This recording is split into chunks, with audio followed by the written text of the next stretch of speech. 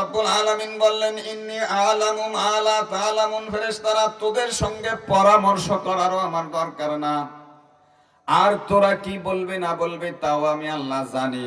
আমি যা জানি তোরা তার কিছুই জানো না। আমার ভাইরা, তিরমিজি শরীফ এবং মিশকাত শরীফের মধ্যে হাদিস আসছে, আল্লাহর নবী সাল্লাল্লাহু আলাইহি ওয়াসাল্লামকে সাহাবায়ে কেরাম জিজ্ঞাসা করছে, ইয়া রাসূলুল্লাহ, মাতা ওয়াজাবাত লাকান নবুওয়াতু, আল্লাহ তাআলা আপনাকে কখন নবী বানিয়েছেন? জিজ্ঞেস করছেন কাকে বলেন? এই কোরআন শরীফের সাথে এটা নিচেই পড়ে যায়, এই আমার কাছে খারাপ লাগে। আমার ভাইরা, নবীকে সাহাবীরা জিজ্ঞাসা করছে, ইয়া রাসূলুল্লাহ, মাতা ওয়াজাবাত লাকান নবুওয়াতু, আল্লাহ তাআলা আপনাকে কখন নবুয়তি দান করছেন?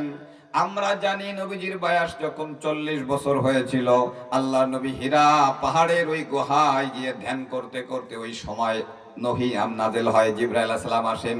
কিন্তু নবীজি এই উত্তর না দিয়ে বললেন, কুনতু নাবিয়্যা ওয়া আদামু বাইনার রূহি ওয়াল জাসাদ।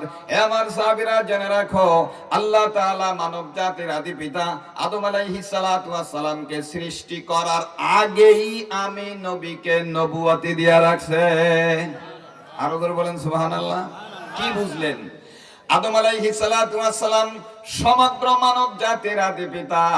এই জন্য জমিনের মধ্যে যত রাষ্ট্রপতি, প্রধানমন্ত্রী, নবী, পয়গম্বর, ওলি, আব্দাল, কাফের, মুশরিক, বেঈমান, এক কথায় যত মানুষ এসেছে, সমস্ত মানুষের আদি পিতা আদম আলাইহিস সালাম। কথা বলেন, কথা বলতে হবে।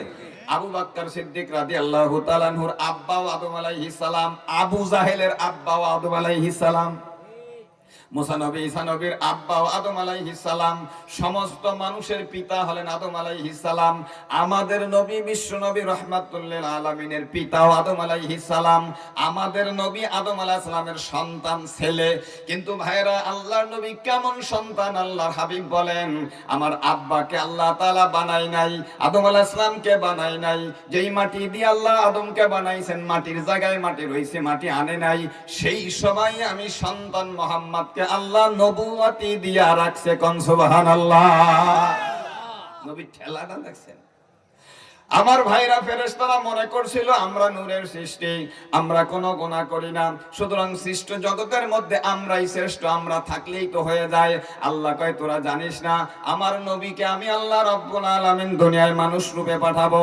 আমার নবী যখন তার উম্মতদেরকে দ্বীনের দাওয়াত দিবে, এই কথাগুলো যারা মেনে চলবে, আমার নবীর উম্মতেরা যখন জান্নাতি হয়ে যাবে, জেনে রাখে ফেরেশতারা, তোরা সব আমার নবী সহ সমস্ত ঈমানদার জান্নাতীদের খাদেম, চাকর হইয়া তাদের খেদমত করবে। সুবহানাল্লাহ কয় না? এগুলোকে ফেরেশতারা জানে। ওরা কয় না, রব্বুল আলামিন ওকে মানানোর দরকার নাই। আল্লাহ কয়, তোকে পরামর্শেরও আমার দরকার নাই। রব্বুল আলামিন মানব জাতিকে সৃষ্টি করার জন্য হযরতে আব্দুল্লাহ ইবনে আব্বাসের riwayat আসছে, সর্বপ্রথম হযরতে জিবরাইল আলাইহিস সালামকে পাঠালেন, জিবরাইল যাও, জমিনের বুকে গিয়ে মাটি নিয়ে আসো। ওই মাটির মানুষগুলো যারা আমার কথা শুনবে তারা জান্নাতি, যারা শুনবে না তারা জাহান্নামী হয়ে যাবে। জমিনের বুকে জিবরাইল আলাইহিস সালাম এসে বলল, জমিন রে, তোর বুক থেকে মাটি নেওয়া হবে, যেই মাটির মানুষগুলো জান্নাতবাসী হবে, আল্লাহর কথা না শুনলে জাহান্নামী হয়ে যাবে। জমিন কান্না শুরু করলো, ভাই জিবরাইল, তোমার হাত ধরি, পাও ধরি, তুমি আমাদের বুক থেকে মাটি নিও না, যেই মাটির মানুষগুলো জাহান্নামে যাবে আমরা সহ্য করতে পারবো না। এমন ভাবে কান্নাকাটি শুরু করলো, জিবরাইল আলাইহিস সালামের মায়া লেগে গেল, মাটি নিতে পারলো না।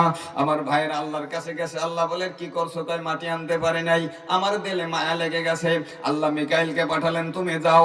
মিকাইল আলাইহিস সালাম একইভাবে জমিন কান্নাকাটি করে, মিকাইল আলাইহিস সালামেরও মায়া লেগে গেছে, মাটি নিতে পারে নাই। আল্লাহ কয়, আজরাইল, এবার তুই যা।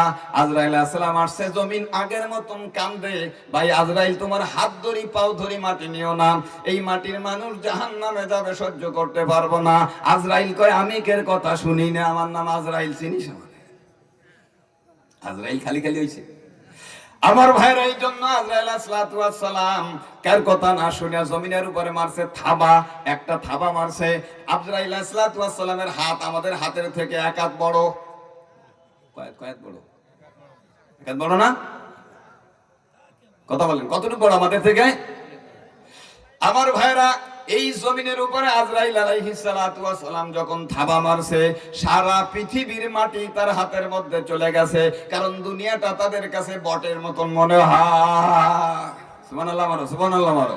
আমার ভাইরা এক থাবা দিয়ে মাটি নিয়ে আল্লাহ পাকের কাছে চলে গেছে। হাদিসের অনেকগুলো কিতাবের মধ্যে আছে, মুসনাদে আহমদের মধ্যে আছে, আবু দাউদের মধ্যে আছে, নাসাইর মধ্যে আছে, ইবনে মাজার মধ্যে আছে, মিশকাতের মধ্যে আছে, জালালাইনের মধ্যে আছে, বহু হাদিসের কিতাবের মধ্যে আছে।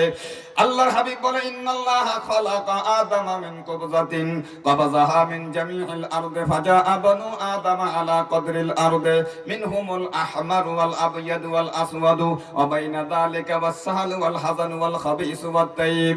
আল্লাহর হাবিব বলে ওই যে এক থাবা মাটি আজরাইল নিয়ে গেলেন, ওই মাটির মধ্যে কোন জায়গার সাদা মাটি ছিল গেছে, কোন জায়গার কিছু কালা মাটি ছিল গেছে, কোন জায়গার কিছু শক্ত মাটি ছিল গেছে, কোন জায়গার কিছু নরম মাটি ছিল গেছে, কোন জায়গার কিছু ময়লা যুক্ত মাটি ছিল গেছে, কোন জায়গার কিছু পরিষ্কার মাটি ছিল তার মধ্যে চলে গেছে।